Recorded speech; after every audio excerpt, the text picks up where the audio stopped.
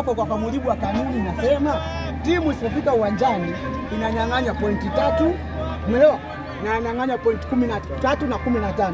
Na ikiwezekana na faini milioni 5. Na kuuliza tarehe 8 Machi kati ya Yanga na Simba nani yafika uwanjani? Kwa Simba inapaswa nyang'anya pointi 10 na ngapi? 15. 10 na ngapi?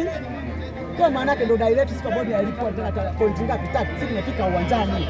Mashabiki wamechanja kadi wamefika uwanjani. Unanielewa? Hiyo ni mechi moja samana. Anasema hatuchezi ni Simba. Kwa tuambie bodi ya ligi ni nani alialisha mechi? Unaelewa sijui?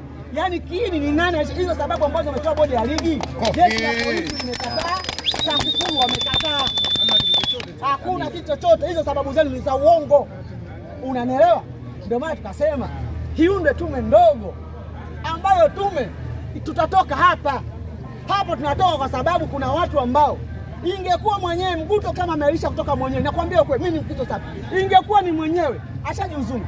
Lakini kuna influence ya nyuma ambayo imemsukuma kupeleka hiyo mechi. Sasa huyo ambaye amemsukuma ndio tunamhitaji ni nani? Unaelewa? Hii ni nani kwa sababu sisi tunatumia simu. Yote tunajua. Unaelewa?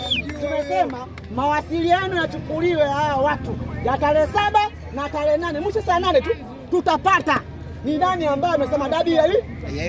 Kama mwenyekiti wa bodi ya ligi alipocheza muda wote sisi hapa tuzungumzi mwenyekiti wa bodi ya ligi. Tunazungumza bodi ya ligi.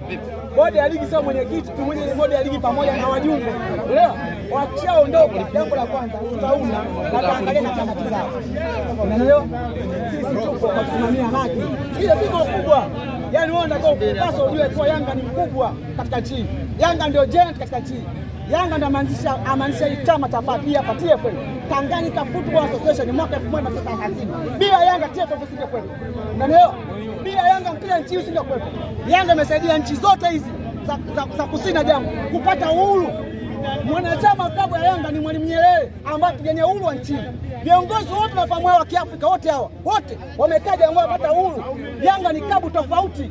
Mpuuzi yeyote kukwambia klabu hii inapendelewa inaelekezwa, huyo ni mjinga, hajui historia nchi. Yanga inapaswa ilindwe. Hakuna klabu yoyote Afrika na duniani.